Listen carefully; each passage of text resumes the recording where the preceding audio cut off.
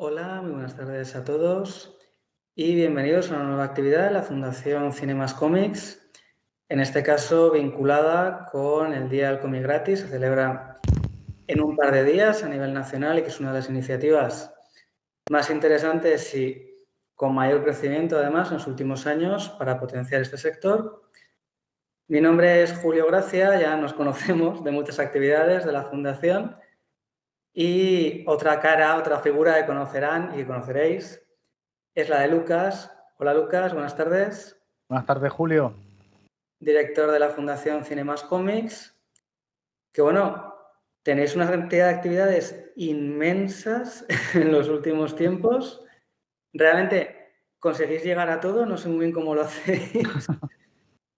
Y para mí es un placer estar aquí una vez más acompañándoos en esta nueva actividad de la Fundación, donde vamos a repasar un poquito lo que habéis hecho últimamente y sobre todo, como sabéis, todos los que os habéis conectado, todos los que estáis ahí al otro lado de la pantalla en esta tarde de jueves, vamos a terminar hablando del cuarto congreso, cuarto ya, Lucas, que ya son palabras mayores, de la Fundación. Así que voy a empezar preguntándote un poco qué habéis hecho últimamente, porque estáis realizando exposiciones, estáis potenciando autores, autoras jóvenes, realmente os estáis convirtiendo en un punto nodal, ¿no?, dentro del sector del cómic.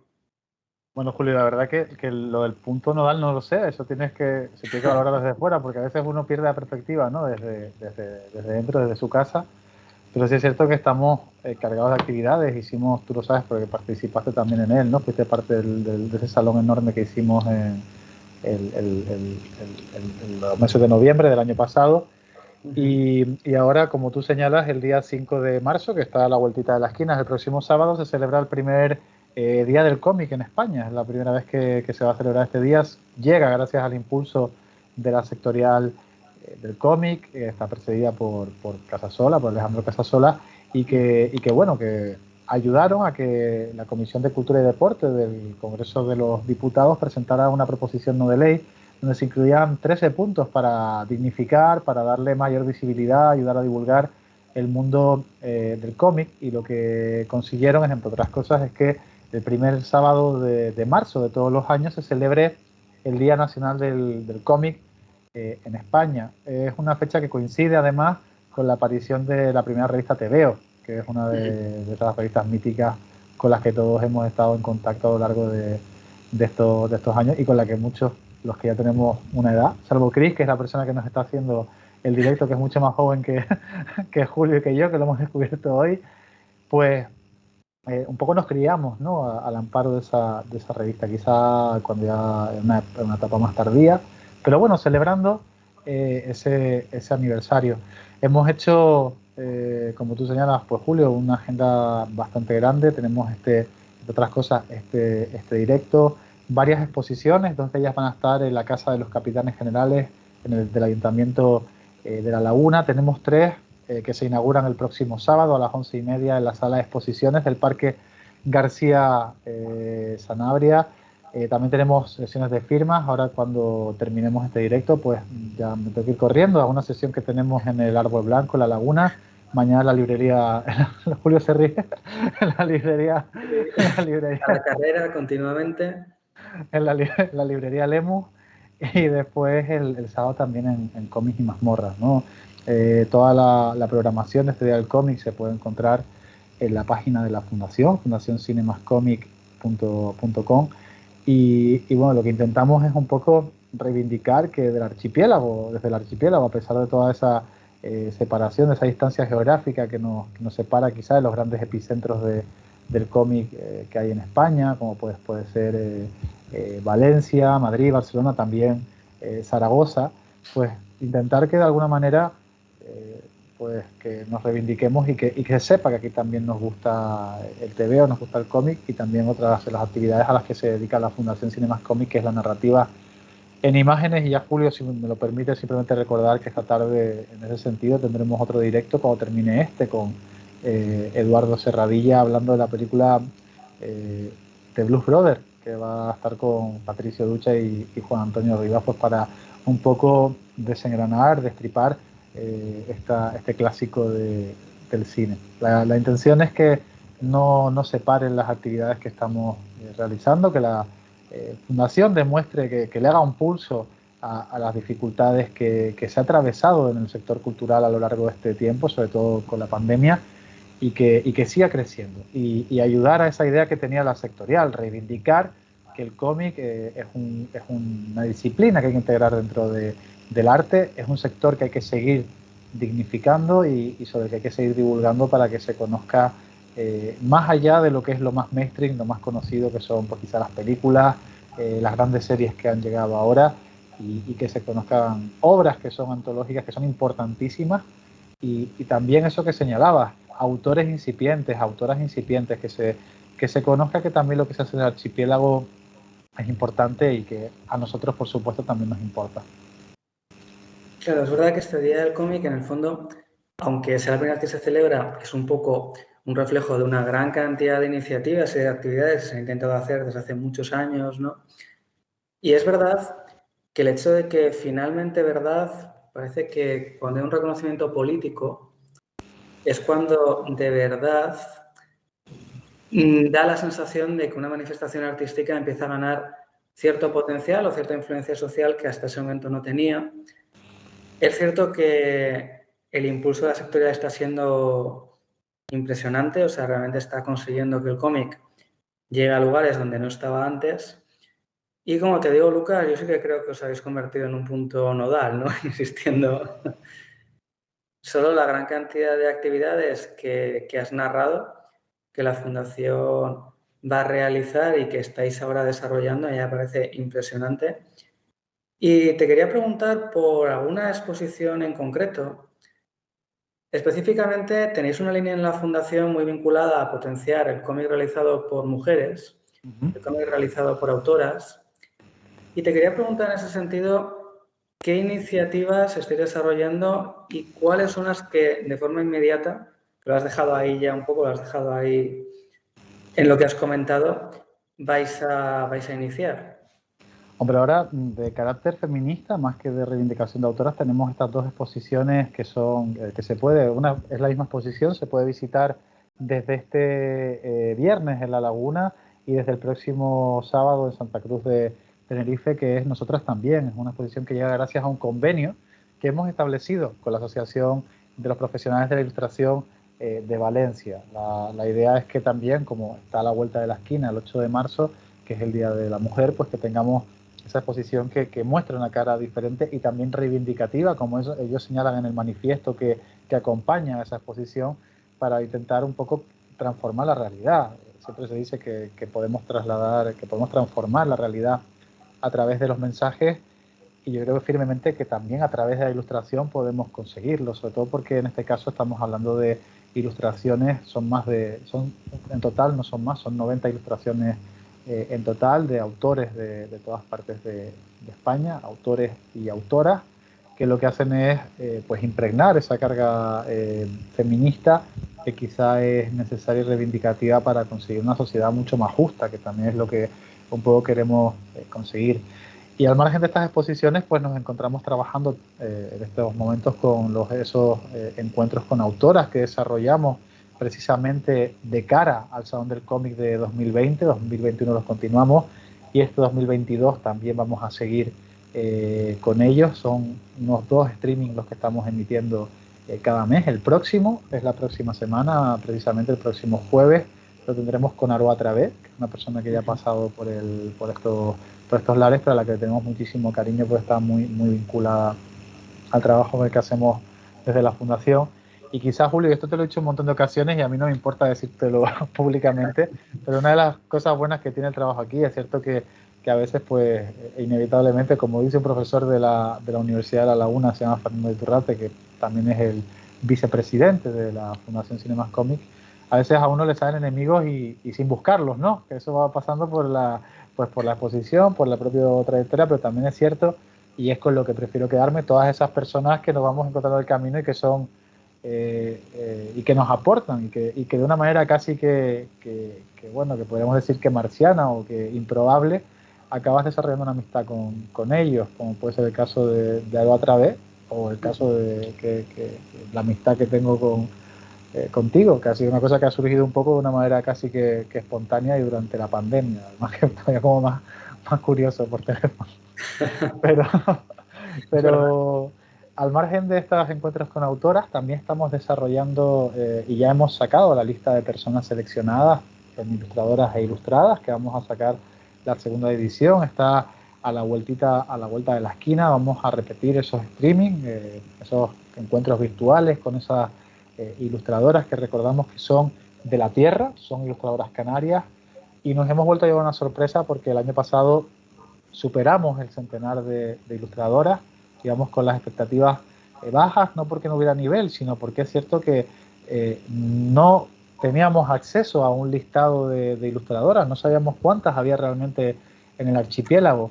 Y este año nos hemos vuelto a encontrar con más de 100 autoras. Es un proyecto que está gestionando Camila Pomares, que es técnico de la Fundación Cinemas Comic, y que pronto podrá verse, es una exposición itinerante en el Parlamento de Canarias, también la llevaremos a otras islas, entre ellas las Palmas de Gran Canaria, y que probablemente la rescatemos durante el marco del Salón del Cómic de Santa Cruz de Tenerife para llevarla a otra isla y repetir ese formato que hicimos el año pasado de intentar seguir manteniendo un salón que dio el salto de insular a regional y continuar, si el cuerpo aguanta, convirtiéndolo porque lo estoy diciendo ahora y por dentro, la protección va por dentro, ¿no?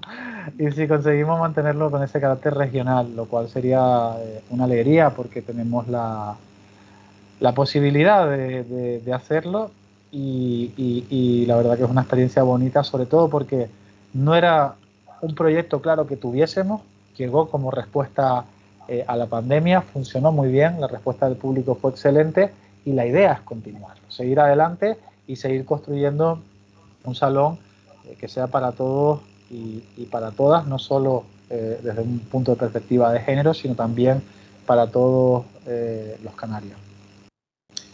La verdad es que yo recojo lo que has dicho porque es verdad, desarrollamos una amistad entre nosotros, además en mitad de la pandemia, y de hecho muchas actividades las habéis hecho a pesar de las dificultades que ha traído en general la pandemia, ¿no? Y que sigue trayendo, donde el online era en ese momento casi algo que tenías que recurrir a ello y tenías que adaptarte y un poco intentar llegar a ese público a través de Facebook, a través de las redes sociales.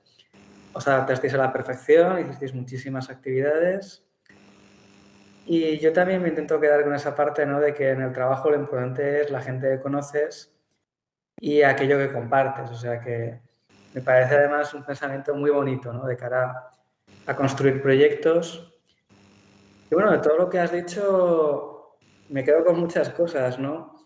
A mí la obra de Aroa Travé me gusta mucho, pero claro, Aroa Travé es además muy heredera de este cómic underground del Víbora, Total. que yo he trabajado tanto, ¿no?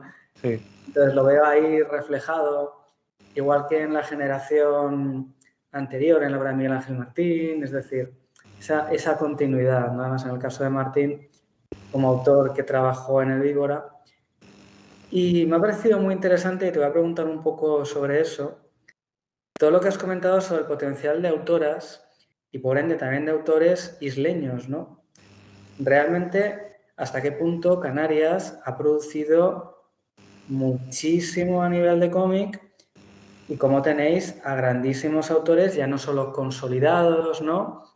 Hay premios nacionales canarios, sino que tenéis también a muchísimos autores, a muchísimas autoras jóvenes.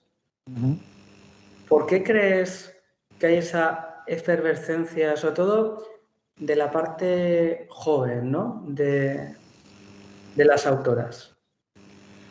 La pregunta es compleja porque es verdad que no, o sea, a nivel Venga, sociológico no sabría. es que aquí hemos venido a jugar. Aquí vamos a jugar y a sudar, ¿eh? Yo creo que también va un poco de la filosofía de Canarias, ¿no? Y no por hacer aquí una reivindicación de la tierra, ¿no? Sino si es verdad que siempre hemos sido gente que ha tenido que buscarse mucho por la situación geográfica y por nuestra propia historia, sacarse las castañas del fuego uno mismo, ¿no? Yo creo que eso va un poco en el espíritu.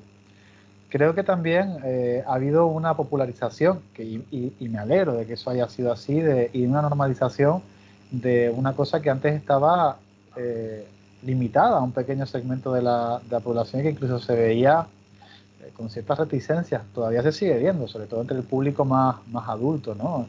Por ejemplo, Francisco Pomares, el presidente de la fundación, hombre, yo si me dieran un euro cada vez que alguien me dice, hombre Paco, yo es que a ti te veo con las cosas de periodismo político, pero no me imaginaba que te gustaran los cómics, y siempre tiene un poco de rentintín, ¿no? Ese que te gustaban los cómics. Creo que es una frase un poco delatora del sentimiento general, ¿no? Siempre se ha menospreciado, siempre se ha devaluado un poco incluso el trabajo dentro del mundo del cómic, pensando que está relacionado quizá con un arte, no ni siquiera un arte, sino con un producto mucho más infantil. Y esa normalización que en parte ha llegado por el cine y también hace una democratización que se ha producido por diferentes factores, entre los que está también a través de... Yo, la verdad que te digo, estoy hablando un poco de manera así genérica, sin ningún estudio que lo avale delante, pero oye, el éxito de series como The Big Bang Theory, ¿no? Ha normalizado determinados comportamientos, incluso los ha acercado al público mainstream, demostrando que quizá no estaban directamente relacionados con perfiles que antes, si los veías en productos audiovisuales, eran personajes mucho más turbios, ¿no? Los que leían cómics, los que quizá tenían unas conductas no tan estereotipadas, no tan normativas. Entonces, todos esos cambios sumados a también la deconstrucción que estamos sufriendo en Occidente por parte de determinados pensamientos que eran los que regían la forma de comportarse al casi total, a la totalidad de la sociedad, ha provocado que este producto en concreto, lo que es el cómic, tenga muchísima más aceptación. Y a ver, por supuesto, las películas de Marvel, ¿no? Yo siempre pongo el mismo ejemplo y no me voy a cansar de decirlo. Cuando, Julio, tú y yo que más o menos somos contemporáneos, yo no sé cómo era en la península, pero llevar una camiseta de superhéroes era casi que una aventura de riesgo. Yo recuerdo, estando en el instituto, de ponerme un viernes una camisa de Superman y con la cantidad de cosas que me dijeron por la calle, guardarla y no sacarla hasta por lo menos meses después. Y luego, ¿cómo se ha normalizado eso? O sea, la gente lo veía como raro, ¿no? Como una cosa exótica, como una cosa que había que mencionar, ¿no? Que hace con una camiseta con el escudo de Superman puesto, ¿no? Y ahora, el raro es el que no la lleva, o el que no la tiene, o el que no tiene una agenda de Capitán América. Ha habido una democratización absoluta de todos estos conceptos, una apropiación cultural quizá, porque hay un colectivo que también se puede sentir, oye, como un poco invadido, ¿no? Oye, esto antes era de nuestro cotito particular, los que entendíamos de esto, y ahora pues parece que no, que molesta que llegue al gran público. Oye, pues yo me alegro, jolín, que te voy a decir, es que tiene que ser así, si no, nunca vamos a poner en valor el cómic, y sobre todo porque estamos permitiendo que haya un salto, ¿no? De esas personas que se acercan a ver el Capitán América, Civil War, y después se enganchan con las series más delirantes que te puedes encontrar de DC Comics en HBO, como te digo, El Pacificador quizás es una de las menos arriesgadas, pero te encuentras Doom Patrol, que es una serie extraña, muy extraña, no adapta a Grant Morrison por completo, porque si no eso sería inadaptable, pero no lo adapta por completo, y lo que se consigue es que la gente, oye, pues le coja el gustillo y hace una serie que ya lleva unas cuantas temporadas en antena, y luego la gente lee Doom Patrol y lee, pues quiere saber quién es Grant Morrison, y lee Arkham Asylum y sigue leyendo otras cosas y se acerca a otro tipo de cómics. Yo creo que es una buena cadena. Lo que no podemos exigir a la gente, oye, pues que sea una enciclopedia andante después de verse la adaptación de Watchmen de Zack Snyder o la serie de HBO. Creo que eso es una de las razones por un lado. Y por otro también la posibilidad que empieza a percibirse por parte del público en general de que el tebeo, el cómic, la animación y todos los sectores que están relacionados con el dibujo son una profesión con la que te puedes ganar la vida. Antes era un hobby con el que era un complemento o con el que podías sacarte un sueldillo extra, o que simplemente pues lo hacías para rellenar un hueco por los sábados por la tarde cuando no tenías nada que hacer y te ponías a dibujar lo que fuera.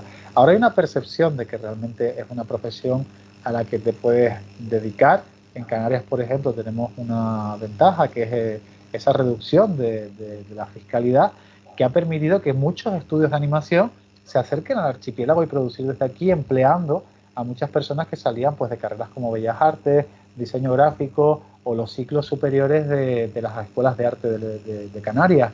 Entonces, esa percepción yo creo que hace que la gente se sienta más atraída. Y yo creo que lo último también es que después es verdad que, y esto hay que ser también sincero, no es ser dibujante de cómics, sino que se lo digan a Alberto Hernández o Ángel Hernández, que trabajan desde aquí, desde Canarias, son canarios que trabajan desde aquí para editoriales internacionales. Ángel trabaja para Estados Unidos, Alberto Hernández está más especializado en cómic europeo, pero son personas que viven encadenadas al escritorio.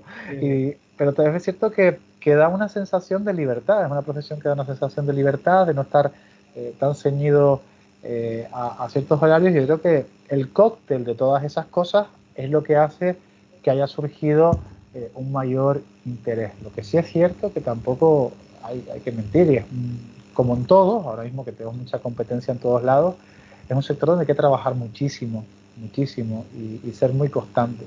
Yo creo que esa es la parte que ha hecho que esto surja de esta manera, ¿no? Bueno, totalmente de acuerdo.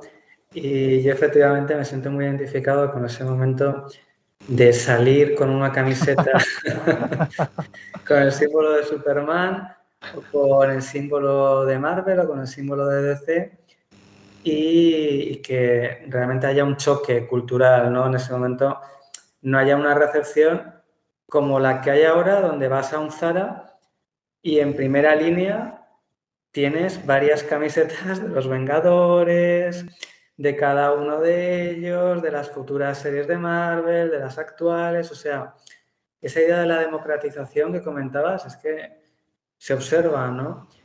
Incluso el mero hecho de que en el universo cinematográfico de Marvel estén participando actores que en realidad son actores de primera línea en Hollywood.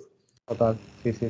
Y que estén ganando nominaciones a los Oscar, que una película como Black Panther compitiera en los Oscar de una forma pues bastante buena, ¿no? Bastante positiva, nos dice mucho hasta qué punto este universo no es algo marginal, sino que está totalmente integrado, ¿no? Dentro del mainstream y del ámbito cultural.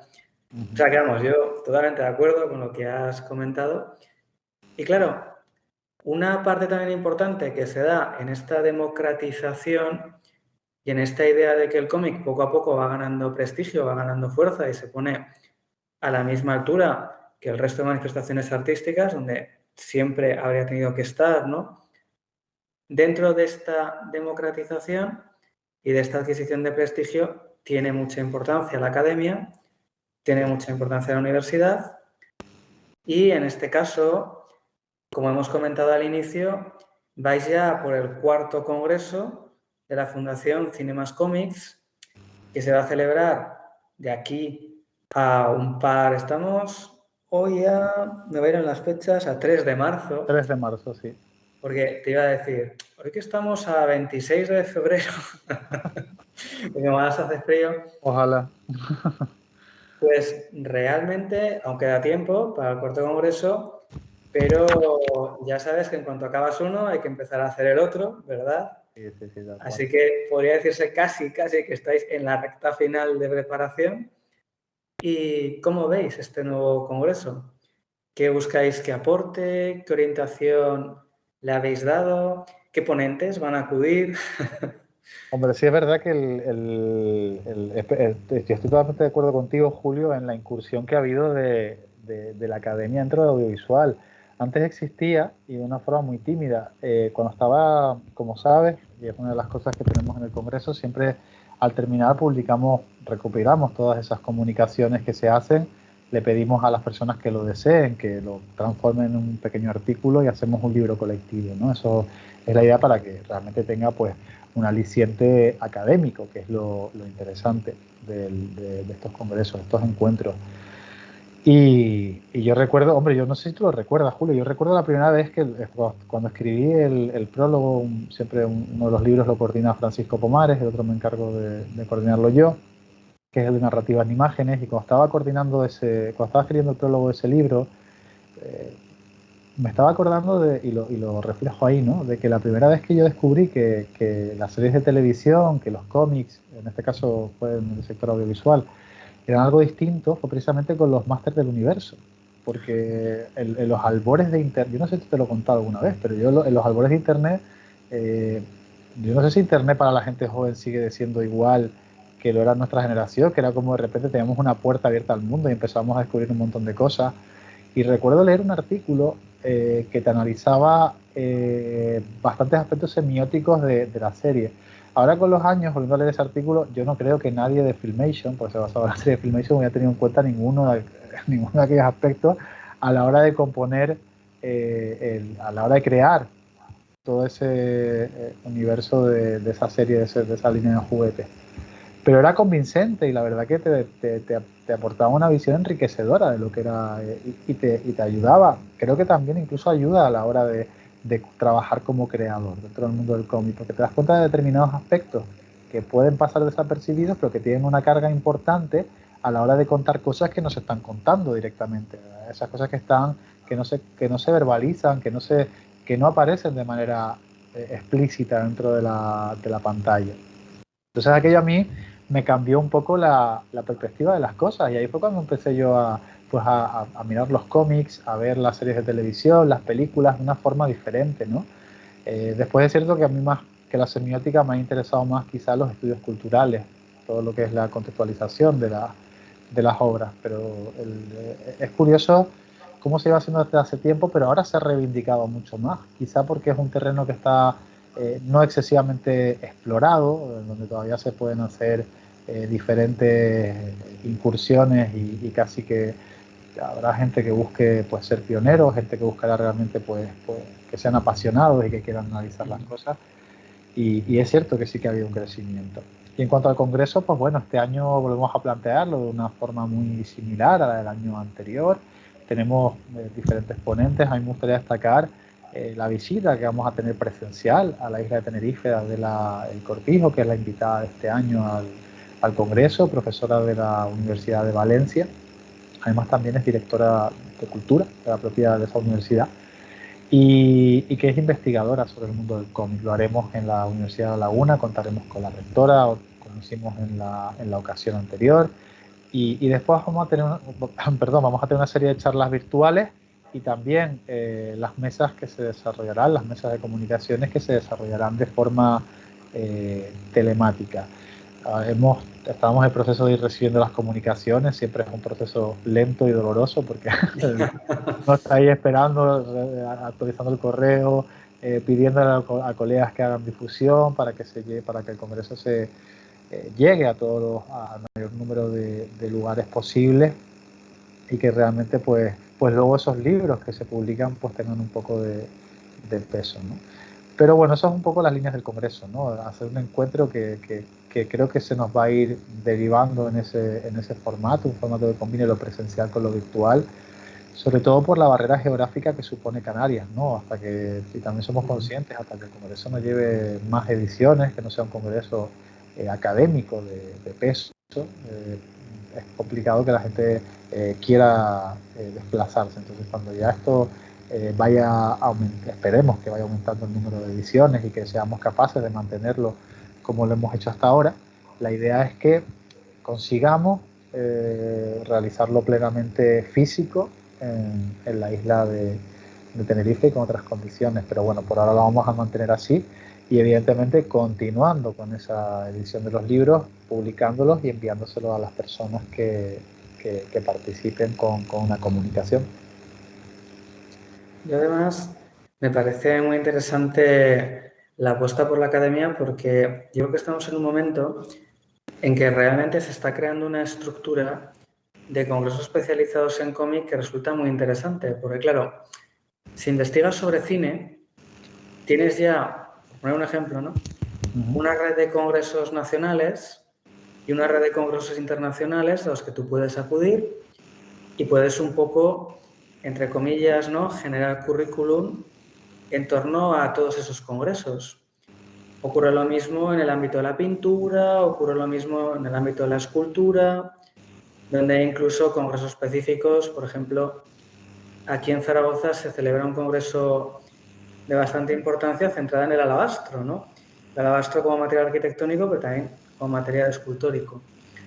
Y claro, lo que está ocurriendo ahora es que por fin se empieza a generar esta red de congresos sobre cómic y por fin, investigando sobre el tema, puede realmente configurar un currículum, ¿no?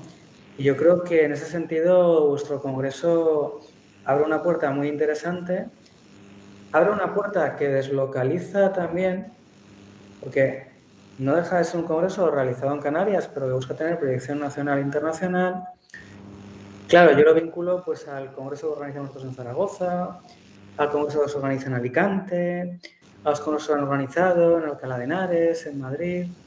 Y yo creo que esta red realmente es lo que demuestra es que, jolín, que el cómic está ganando estructura en la academia, por fin, ¿no? Y que además gana estructura con congresos que se repiten periódicamente. Y en este sentido, lo que comentas de la continuidad me parece capital. O sea, me parece que es realmente lo que tenemos que hacer para que esta estructura se mantenga y para que de aquí a unos años quizás, cuando empiecen a entrar otros nuevos medios en la academia, cuando empiecen a entrar otros nuevos estudios, alguien diga, vamos a fijarnos en cómo lo hizo el cómic, ¿no? Vamos a ver cómo se hizo en el ámbito del cómic, del humor gráfico, de la ilustración. Uy, espero que a nosotros no nos cojan de ejemplo entonces, porque si no, no le deseo esto a nadie, Julio. No, hombre, no fastidies. Es una Pero broma. sobre todo a las artes basadas en el dibujo, ¿no? Que a mí me parece la mejor definición que se le puede dar, vamos, estoy totalmente de acuerdo con lo que has comentado. En el fondo es dibujo y yo utilizo mucho esa palabra, ¿no? Sobre todo en la academia cuando digo, bueno, a ver, es que estamos valorando los dibujos de Da Vinci o los dibujos de Picasso y eso también es dibujo, que en el fondo Sí. es la base de todas las artes, ¿no? Hasta la arquitectura necesita ser dibujada, o sea, realmente es el cimiento, o sea que, como te digo, me parece que es una labor magnífica. La edición luego en papel redunda un poco en que estos congresos pues se mantengan, ¿no? Y se consoliden, que no sea algo efímero. Y lo que voy a hacer, Lucas, como son ya las 6:30 pasadas, va a ser leer algunas preguntas que nos han ido haciendo en Facebook. Ah, perfecto, genial, sí, sí, sí, sí, sí, sí. Que muchas gracias a todos los que nos estáis escuchando y los que estáis escribiendo. Gracias a todos por conectaros. Tengo por aquí, tengo por aquí una referencia a los Másters del Universo por parte de Alberto Montilla. Gracias, Alberto. Aunque Alberto ha realizado varios comentarios. Uno de ellos comenta: yo siempre he visto a los cómics, sus historias, sus personajes como parte de una mitología moderna.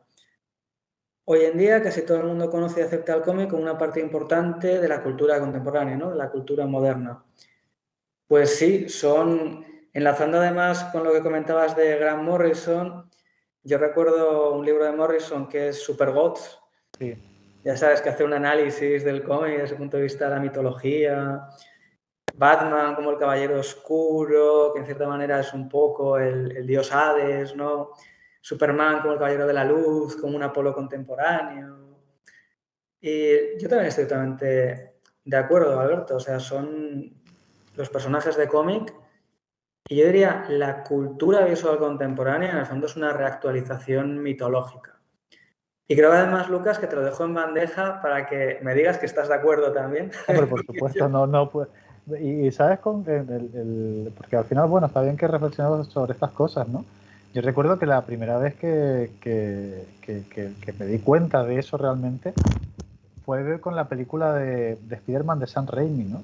Porque viendo el making of, ¿no? Constantemente, yo creo que era a Tom McFarlane, que le hacían una entrevista y hablaba él constantemente de la mitología moderna. También salía Joe Quesada y también decía lo mismo, la mitología moderna, y decía, y te pones a pensar y dices, oye, pues verdad que guarda muchos paralelismos, ¿no? No dejan de ser y de hecho, sobre todo, cómo han avanzado el concepto de superhéroe. Al principio eran personajes infantiles, oye, que nadie se sienta tampoco ofendido por esto, ¿no? Por el planteamiento que tenían, y de repente, lo mismo que pasaba con los dioses de, de algunas mitologías, tenían lo peor y lo mejor de los seres humanos, a pesar de que tenían pues un poder sobrenatural, pues pecaban, cometían actos que eran éticamente pues reprobables. Era la verdad que una cosa bastante curiosa, ¿no? En ese sentido. Pero yo creo que sí, estoy de acuerdo. No creo que haya discusión en torno a esto, ¿no? Luego es verdad que otra cosa es cómo lo vamos utilizando, que es lo que a mí me parece también interesante, todo el mundo del estudio de los cómics y demás, cómo lo vamos estudiando para que sirvan para determinados discursos políticos. Porque es cierto que los superhéroes sí, en sí mismos representan una mitología moderna, pero luego los situamos en determinados contextos donde están quizá legitimando determinadas decisiones que toman esferas que están pues, muchas veces por encima de nosotros, ¿no? Sobre todo cuando hablamos de contextos como la Segunda Guerra Mundial. Me parece muy interesante cómo todos aquellos superhéroes eh, ayudan a quizá reafirmar el bando de Occidente, ¿no? Con respecto, sobre todo contra Oriente, que era lo que representaba Japón, después un poco aquella cosa extraña que representaba Europa, ¿no? Dentro de lo que era la concepción del mundo que tenía el bloque occidental, eh, que quizás era menos socialista, o sea, menos socialista, y me explico, ¿no?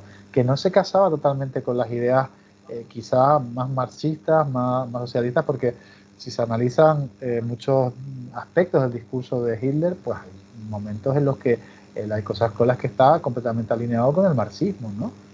O con el comunismo. El abogado porque el patrón que midiese, el patrón no fuese el patrón oro, sino que fuese el patrón trabajo, un concepto que está directamente extraído pues, de textos que habían construido un ideario que lo odiaba, ¿no?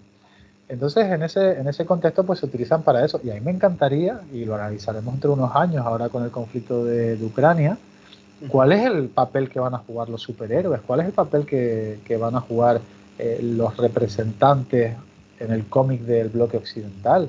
Porque en el cómic independiente, el tipo de historias que nos vamos a encontrar sobre este conflicto bélico van a ser de otro tipo. Pues a lo mejor nos encontramos una especie de leones de Bagdad dentro del aspecto de Ucrania, pero en el cómic mainstream, ¿cómo se va a posicionar Spider-Man? ¿Cómo se va a posicionar el Capitán América, Batman? ¿Cuál es el papel que van a jugar? Yo creo que también está esa parte interesante, que trasciende la mitología y que está en un sustrato un poquito más político. ¿Qué Yo, rollo te suelto, Julio? no, en No vas a absoluto. querer, no, tú ya no vienes más, ¿eh? No, en absoluto.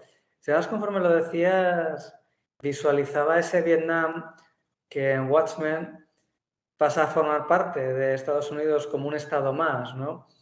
Recuerdo en la serie de HBO que eso lo plasman muy bien, como pues todos los nacidos en Vietnam pasan a formar parte, ¿no?, del corpus estadounidense. Ese giro brutal que en el fondo da la Guerra Fría gracias al Doctor Manhattan. Realmente ese vínculo político, que además podemos sacar una grandísima cantidad de lecturas. Estoy pensando, por ejemplo, en todas las lecturas que se pueden sacar de los X-Men, ¿no?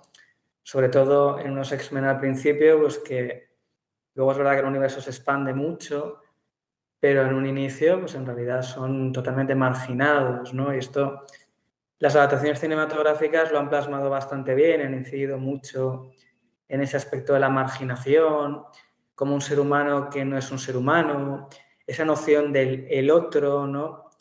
Entonces esas lecturas políticas a mí me parecen tremendamente interesantes, o sea, para nada, no me sueltas ningún rollo, o sea, yo encantado. Podríamos estar hablando de esto realmente todo el día, o sea, tenemos carrete, pero voy a dar paso también a un par de preguntas más que nos han hecho. Lo que pasa es que ahora justo se me ha ido Facebook, No pasa nada. pero las Si tenía quieres, aquí. sigo hablando de. Sigamos contabilizando. Seguimos hablando de política y superhéroes. Lo que lo busca es simplemente recordar un poco que las personas que lo deseen pues ya pueden enviar las comunicaciones al Congreso en la página de la Fundación Cinemascomic, que hemos recibido ya unas cuantas. Están, a medida que se van recibiendo, pues se van actualizando en la página. Ahora que pasa el día del cómic, y ese Día de la Mujer, como te comentábamos, pues ya empezamos a volcarnos más en el Congreso y a darle difusión como tiene que ser, ¿no? Para intentar que llegue al mayor número de personas posible. Aquí, perdone Lucas, es que no puedo No evitar. pasa Ahora volvemos al Congreso, pero simplemente Alberto Montilla nos comenta que podemos ver todo esto y es verdad, en Superman Red Son. Hombre, y tanto. Superman, el hijo rojo, es verdad, es un clásico, ¿no? Si Superman hubiera nacido en la Unión Soviética, ¿qué habría ocurrido? Bueno, si Superman hubiera caído en la era de Putin, ¿qué hubiera ocurrido? No quiero ni pensarlo. Bueno, pues seguramente ahora el principal idioma en la Escuela Oficial de Idiomas no sería el inglés, seguramente. Sería otro bastante más difícil y con otro alfabeto, ¿no? Pues me parece, volviendo un poco al Congreso, muy interesante la iniciativa. Como te digo, yo la veo necesaria en este momento para crear esa estructura académica cada vez mayor. Antes ya no solo salías a la calle con una camiseta de Superman y te miraban mal, sino que tú sabes también, Lucas, que hace no tantos años se investigaba sobre cómic y dentro de la academia, dentro de ese reducido universo que es el mundo académico, te miraban igual de mal. Y Era en como, su bueno, momento yo recuerdo que mi trabajo de fin de grado lo intenté hacer cuando terminé periodismo, lo intenté hacer sobre cómic y intenté hacerlo sobre viñeta periodística en la prensa canaria y aquello fue un callejón sin salida. O sea, yo acabé cambiando al final de tutor porque era imposible, no había manera de avanzar porque no hay. Y mira que hay cosas para investigar sobre cómic y periodismo, pero no hay una, en ese momento no había un desarrollo y no lo achaco a que los profesores fueran peores o mejores, no, no, que simplemente no que había no una había, estructura. exactamente, no había una cultura de investigar sobre el cómic, no era una parte importante. Acabé, acabé decantándome por la infografía y no sé qué fue peor, si investigar sobre infografía periodística o haberme continuado con la línea del cómic. Y, y creo que sí, que al final está mucho más valorado. En alguna ocasión también lo hemos comentado, ¿no? Nosotros somos unos privilegiados, porque Realmente Antonio sí, Lucas, Altarriba, Antonio Altarriba cuando te cuenta esa lucha que él tuvo, ¿no? Por hacer la primera, si no me equivoco, la primera tesis doctoral sobre cómic en España, Antonio, vamos, era el de los chistes, ¿no? El que estaba haciendo la tesis sobre los chistes. Porque los cómics eran eso, chistes, eran bromas y no había otra cosa, ¿no? sí, es verdad. Antonio fue totalmente pionero. Su tesis fue la primera en filología y abrió un camino brutal. Fue contemporáneo a Juan Antonio Ramírez, que fue el primer profesor, el primer investigador que la hizo en el territorio de la historia del arte. Y lo cierto es que gracias a Juan Antonio Ramírez, gracias a Antonio, gracias también a referentes que han realizado investigaciones pioneras como Antonio Martín, como el recientemente desaparecido Luis Gasca, gracias realmente a ellos, que lo pasaron fatal, Total. hemos podido luego nosotros, ¿no?, investigar sobre cómic. Y mira, me viene muy a colación una pregunta de Ana Pérez, que además yo creo que nos va a servir un poco para cerrar la charla, Perfecto. que nos comenta, buenas tardes, qué charla tan interesante. Bueno, muchas gracias Ana por estar ahí y por escucharnos. Espero que el cómic siga teniendo tanto valor con el paso de los años. ¿Le dirías si pudieras a tu yo del pasado lo importante que acabarán siendo los tebeos o prefieres que crezca y se lleve la sorpresa? Yo le dejaría que se llevara la sorpresa. Yo. Aunque a lo mejor algo lo intuía, pero yo os lo dejaría que se llevara la sorpresa. Hombre, yo creo que la verdad que si a mi yo del pasado le hubieran contado que una parte, pues tú sabes, Julio, tanto tú como yo nos dedicamos a otras cosas, esto no es el centro de nuestra producción laboral, pero que una parte importante quizás de nuestras vidas fuera formarse, o sea, estuviera constituido por este proceso y que incluso la docencia que impartimos, Julio, estuviera relacionada con esto. Yo creo que Cosa vamos, más que no, rara, no se no, lo creería. no me lo hubiera creído. Y ahora, claro, te ves hablando, pues por ejemplo, y es una cosa que me encanta, te ves hablando en clase de cine con unos universitarios dando cursos de otro tipo, pero incluyendo este tipo de referencias y sabiendo que la gente las coge de buen grado. Creo que, hombre, la verdad es que uno a veces se queja de vicio. Creo que a veces uno se queja evidentemente, pues uno al final estos trabajos y el trabajo cuesta, si no se llamaría vacaciones, pero es cierto que creo que en ese sentido estamos en un ambiente privilegiado por poder dedicarnos a esto. Evidentemente, pues uno tiene que también expandir las vías y dedicarse a otras cosas y también por las inquietudes que tiene. Pero yo creo que no se lo hubiera creído. Mi yo del pasado pensaría que estarían tomando el pelo, ¿eh? Y yo todavía pienso que a día de hoy me lo están tomando un poco, ¿eh? Así que ando con cuidado. Te entiendo perfectamente porque en mi caso es una sensación muy parecida, ¿eh? O sea, sería como, bueno, pues muy bien, ámbito de la cultura, ámbito del arte, pero al mismo tiempo sería en plan, bueno, pero ¿de verdad? O sea, se puede hacer, ¿no? Puedes dedicar una parte importante de tu vida laboral a ello. Pues yo creo son y 49, casi 50. Yo creo que 50 minutos es un poco, yo por lo menos, enlazando con lo anterior, intento que las clases tengan unos 50 minutos, porque ya veo que también te pasa a ti, Lucas, que cuando estás en el minuto 51, toda la clase está ya más fuera, con todo recogido. Sí. Que O si no, dentro de si no empiezan a salir los móviles y las cosas. Sí, O empiezas a están oír ruidos. trabajando en el ordenador. Efectivamente. Además es que ahora esto en nuestra generación no ocurría, pero ahora todos van con el ordenador a clase. Sí, Y además me resulta interesante porque cualquier referencia que dices la busca. sí, es cierto. Entonces ahí no puedes, sobre No todo en puede cosas fallar, muy claras, no puedes equivocarte. exactamente. No puedes decir que el David es de Rafael en lugar de Miguel Ángel o algo así que se te vaya un momento la olla, porque no, lo van a Exacto. saber automáticamente. Así que, bueno, muchísimas gracias a todos por estar una tarde de jueves ahí siguiéndonos, ahí en la pantalla.